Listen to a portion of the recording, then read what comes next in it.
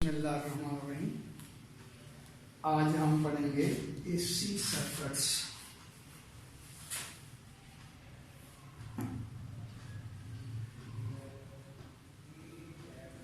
अब देखेंगे हमने अब तक डीसी सोर्स जो है उसको एक सर्किट को एनर्जाइज करने के लिए इस्तेमाल किया था।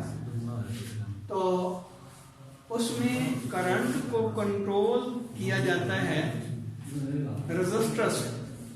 रेजिस्टर जो है उसकी वैल्यू जो है वो करंट को कंट्रोल करती है, और इसी तरह पोटेंशियल का डिफरेंस जो है वो भी रेजिस्टेंस के ऊपर कहने के डिपेंड करता है।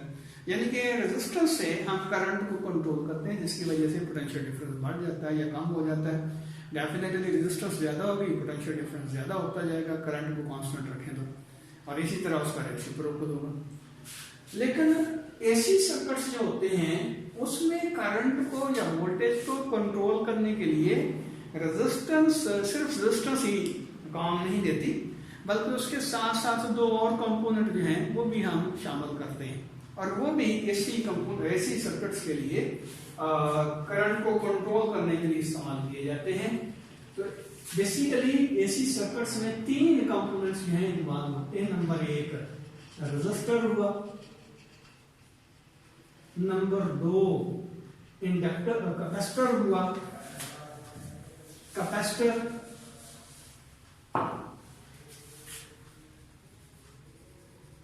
और नंबर तीन क्या है भाई, इंडक्टर। तो इंडक्टर, कैपेसिटर और रेजिस्टर, ये तीन कंपोनेंट जो हैं इन्वॉल्व होते हैं करंट को कंट्रोल करने के लिए, अगर हमारा सोर्स जो है वो एसी है। तो अब हम ये देखेंगे कि ये तीनों कंपोनेंट जो हैं उनका रोल क्या होता है जब किसी भी सर्किट में हम एसी इस्तेमाल करते हैं। तो पहले हम डिस्कस करते हैं एसी थ्रू आ रेजिस्टर।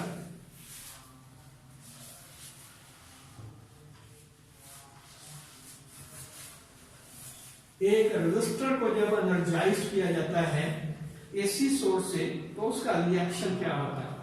ये डेल फर्स्ट हमारे पास एसी सोर्स है, और पहले भी हम डिस्कस कर चुके हैं कि ये एसी सोर्स को शो करने का ये तरीका होता है, ये साइन वेव सी बना देते हैं, और इसके साथ सीरीज में हमने एक रेजिस्टर लगा दिया। अब ये रेजिस्टर की वैल्यू जो है वो आर के इक्वल है, यानी कि रेजिस्टर की रेजिस्टेंस जो है वो आर के बराबर है।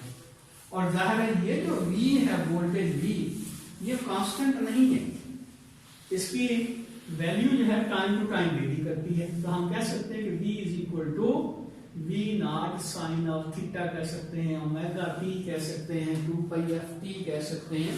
तो V is equal to V naught sine of theta.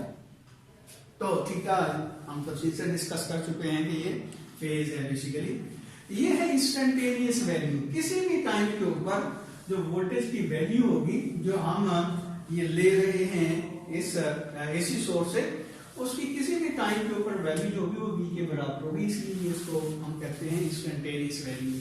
और ये मैक्सिमम वैल्यू है, वो पिछले लेक्चर जो है उनके ऊपर जरा गौर करें। ये V नॉट की वैल्यू होगी, और ये V है, यहाँ V और है, ये V और है, यहाँ पे और होगी। इसका V टाइम टू टाइम जो है वेरी करती जाती है, यानी कि ये इंस्टेंटेनियस वैल्यू है और ये कांस्टेंट अपना मैक्सिमम वैल्यू है, और ये डिपेंड करती है थीटा के ऊपर। V की वैल्यू थीटा के ऊपर डिपेंड करती है। तो जब इस किस्म का सोर्स यहाँ हम कनेक्ट करेंगे तो डेफिनेटली क्या होगा, इसकी वोल्टेज जो है वो वेरी करेगी। जब वोल्टेज वेरी करेगी तो according to Ohm's law I भी वेरी करेगा, क्योंकि हम कहते हैं कि I जो होता है वो V ओवर R के इक्वल होता है। V is equal to I into R, Ohm's law के मुताबिक। अब ये V की वैल्यू यहाँ पुट कर दें, ये वाली V की वैल्यू यहाँ पुट कर दें, तो I आपके पास आ जाएगा V naught sine of theta over R। इसका क्या मतलब हुआ कि इस रेजिस्टर में जो करंट फ्लो होगा इस सर्किट के अंदर, जिसमें सिर्फ रेजिस्टर लगा हुआ है, जिसको रेजिस्टर सर्किट कह सकते हैं, इसमें करंट इस तरह फ्लक्चुएट करेगा, और इसकी वैल्यू भी हम इस तरह लिख सकते हैं, I is equal to V naught over R into sine of theta. ये क्या है, ये होगा I naught, maximum value of I, current की पीक वैल्यू, और ये आ जाएगा I is equal to I naught sine of theta. तो यहां देखिए, जहां पे V की वैल्यू ज्यादा होगी वहां पे यहाँ पे v की वैल्यू ज्यादा होगी, वहां पे i की वैल्यू ज्यादा होगी। जहां पे v की वैल्यू कम होगा वहां पे i की वैल्यू भी कम होगी। जहां पे v की वैल्यू 0 होगी i की वैल्यू 0 होगी, v की वैल्यू नेगेटिव होगी i की वैल्यू नेगेटिव होगी। क्योंकि हम कहते हैं कि r की वैल्यू कांस्टेंट है, तो सिंपली आप कह सकते हैं कि i is proportional to v। v जिस तरह वेरी करता है उसी तरह i भी वेरी करता है। तो अगर इसका ग्राफ हम देखें i और v का, तो वो कुछ यूं बनेगा, ये देखें,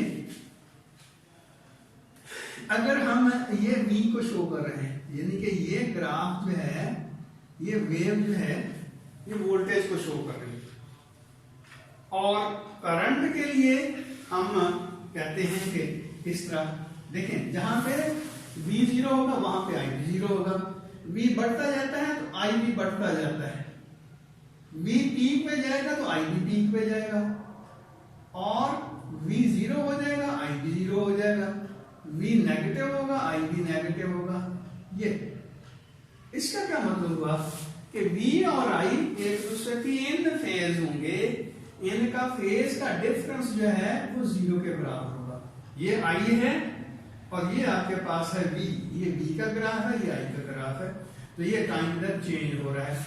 तो किसी भी पॉइंट के ऊपर अगर हम देखें तो v की वैल्यू i के प्रोपोर्शनल है, यानी कि i की वैल्यू v के प्रोपोर्शनल है। यहाँ पे ये दोनों का फेज 0 के बराबर, यहाँ पे दोनों का फेज पाई बाई 2 के बराबर, यहाँ पे दोनों का फेज जो है वो पाई के बराबर है, पाई रेडियन, और यहाँ पे फेज जो है 3 पाई बाई 2 है, और यहाँ 2 पाई है। इसका मतलब ये हुआ कि I और V जो है रेजिस्टर के थ्रू इन फेज रहते हैं, इनका फेज का डिफरेंस जो है वो 0 के इक्वल होता है। तो अब इसको फेजर से यानी कि वेक्टर से हम इसको किस तरह रिप्रेजेंट कर सकते हैं, तो हम क्या करते हैं, हम ऐसा करते हैं कि ये देखिए, ये आपके पास है V का वोल्टेज का फेजर या वेक्टर कह लें, और ये है I का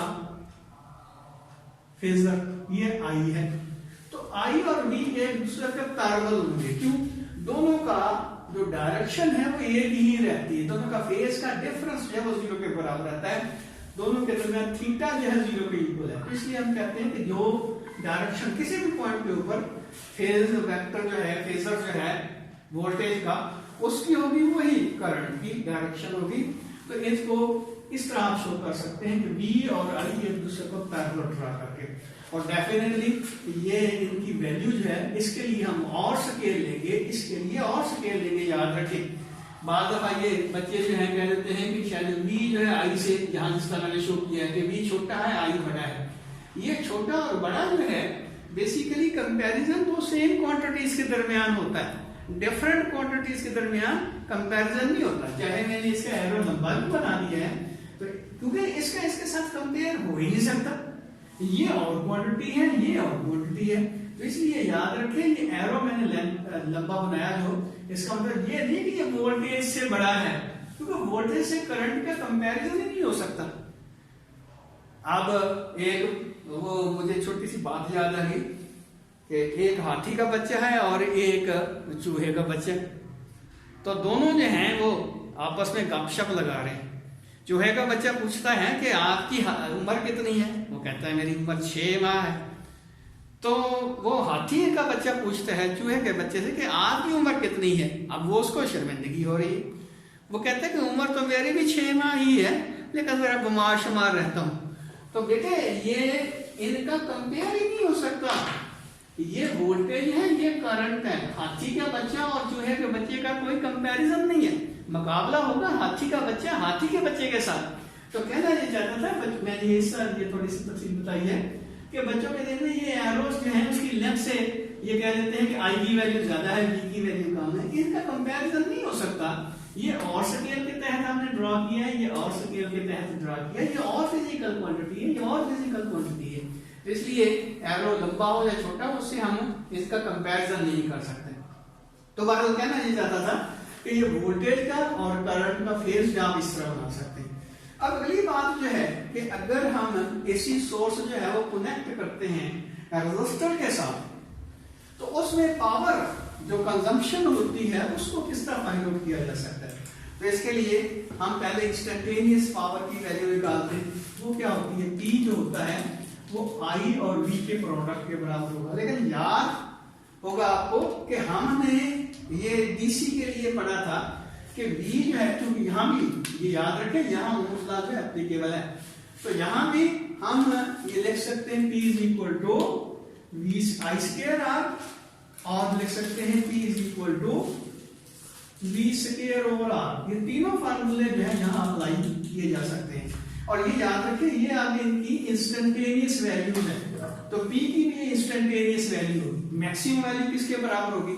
P मैक्सिमम जो होगा आई मैक्सिमम और वोल्टेज की मैक्सिमम वैल्यू का प्रोडक्ट होगा।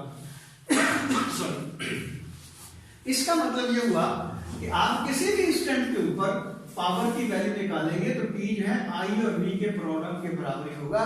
जहां पे आई और V की वैल्यू कम होगी वहां पे पावर कंजप्शन कम होगी, जहां पे आई और V की वैल्यू ज्यादा होती जाएगी P की वैल्यू भी ज्यादा होती जाएगी।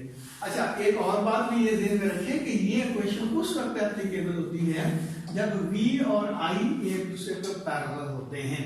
आगे हम डिस्कस करेंगे कि ये जो पावर होती है ये कैपेसिटर के लिए और इंडक्टर के लिए, उसकी वैल्यू जो होती है वो किसके बराबर होती है वो बाद में हम देखेंगे। लेकिन यहाँ देखें कि अगर हमारे पास रेजिस्टर है, उसको हम एनर्जाइज कर रहे हैं एक एसी क्वांटिटी के साथ, एसी सप्लाई के साथ, तो उसके लिए उसकी पावर निकालने का ये फार्मूला है, आई स्क्वायर आर कह सकते हैं, वी स्क्वायर ओवर आर कह सकते हैं। तो ये इंस्टेंटेनियस पावर की वैल्यू होगी। जाहिर है यहाँ पे पावर 0 के इक्वल होगी, लेकिन यहाँ पावर जो है वो मैक्सिमम होगी, करंट भी मैक्सिमम, वोल्टेज भी मैक्सिमम। इस तरह यहाँ भी पावर जो है वो 0 होगी, लेकिन यहाँ फिर पावर पॉजिटिव ही होगी और वो मैक्सिमम ही होगी। क्यों बोला? वजह उसकी ये है कि ये नेगेटिव है, ये नेगेटिव है, दोनों नेगेटिव का प्रोडक्ट जो होगा, दोनों नेगेटिव का प्रोडक्ट जो होगा वो पॉजिटिव ही रहेगा। तो इसलिए पावर कंजप्शन जो है वो पॉजिटिव ही रहती है, चाहे हमारा साइकिल एसी नेगेटिव का हाफ नेगेटिव हो, हाफ पॉजिटिव हो या हाफ नेगेटिव हो, पावर कंजप्शन जो इसके थ्रू होगी वो पॉजिटिव ही रहेगी। अब आज अल्लाह हाफिज।